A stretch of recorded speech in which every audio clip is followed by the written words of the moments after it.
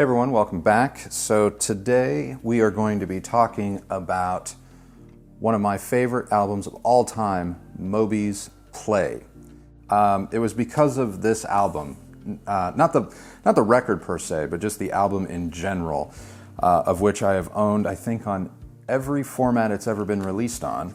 But it's largely because of this album that I really kind of fell into the audiophile, or I guess enthusiast, rabbit hole. My best friend and I became huge fans of this album, and as a result we would schlep the CD all over town. I mean, every AV store in Denver I think we went to, and even when we moved to California, every AV store in Denver and California, we brought Moby's Play, and it was our demo disc of choice. As a result of that, I think I have used this particular album and the tracks on it in almost every product review I've ever done, spanning, gosh, close to 20 years now.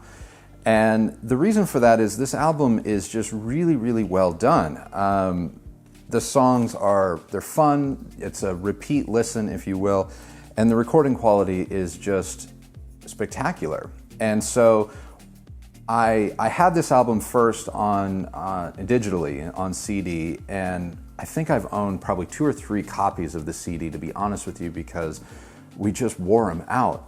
But when I started to get into vinyl around college, keep in mind, Moby's Play is from the late 90s, so this album was important to me in high school. That's how long Moby's Play has been a part of my repertoire. When I started to get into vinyl in college, and I had my first turntable, which was a Technics 1200, which is DJ table, which is hugely popular, and I know they've re-released it and all that, and many of you have left comments even saying, oh, you need a Technics 1200, and it's like, I've actually had that.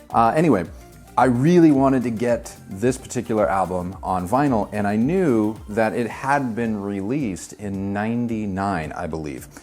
And unfortunately, none of the record stores in California had it or had access to it. And so I spent probably several years scouring eBay trying to find a copy of this thing, and it was, I have to say it was probably 5, maybe even 6 years before someone turned me on to a new website, Discogs, I think I'm pronouncing that right, Discogs.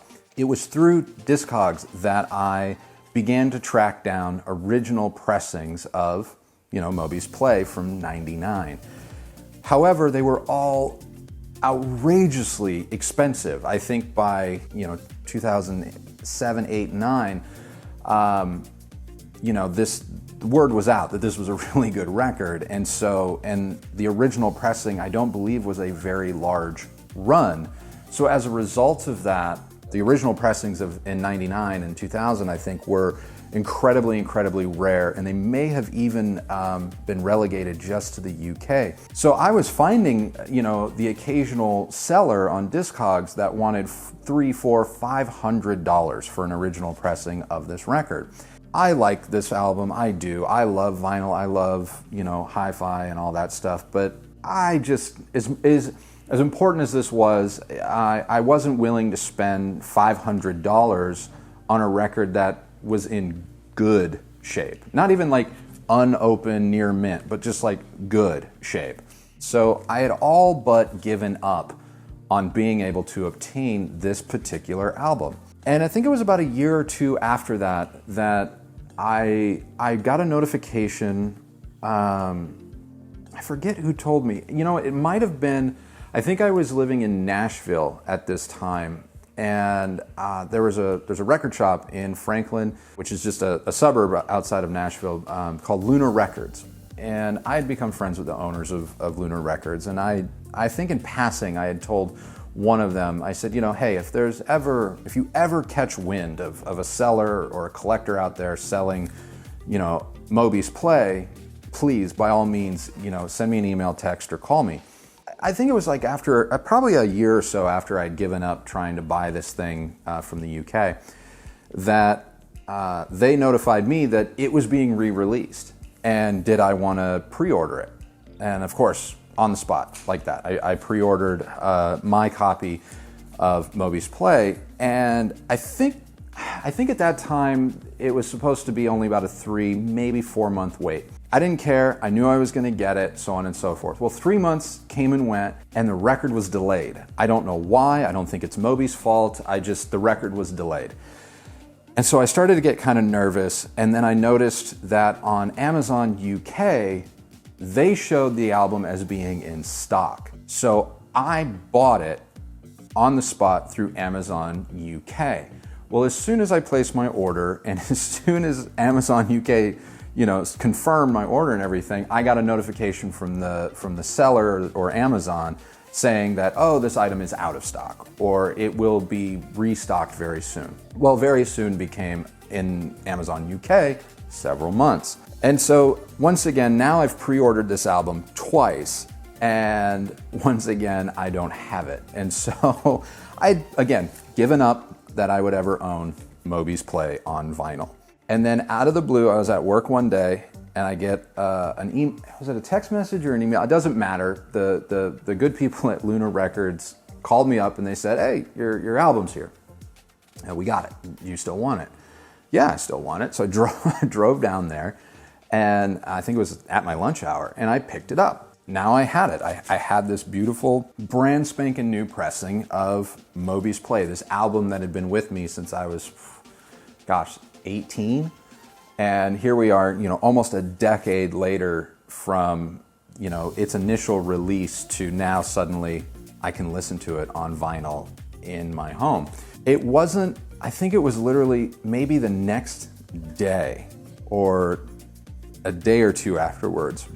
I was at work, and the secretary was passing around, that day's mail, and here comes this unmarked brown square-shaped package for me.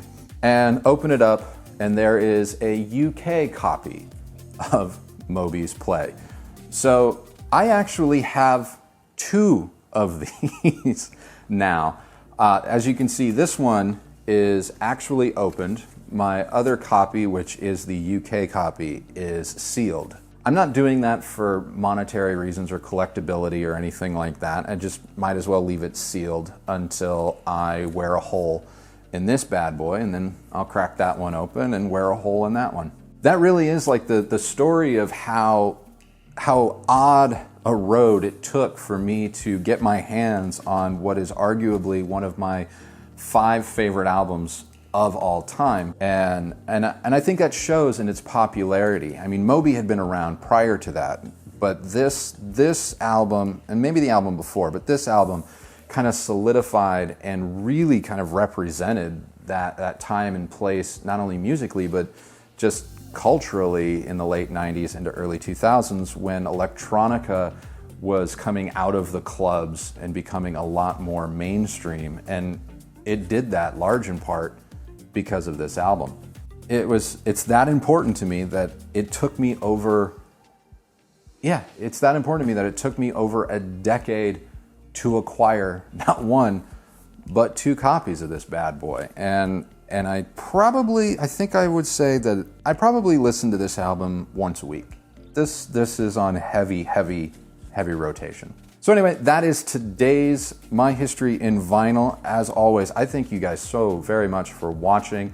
I really do hope that these are enjoyable, because I do really love going down memory lane with all of you and pulling these out of my collection and sharing my story with you. And I really do appreciate you guys sharing your personal stories with me in the comments below. So until next time, everyone, thanks for watching and happy listening. Bye.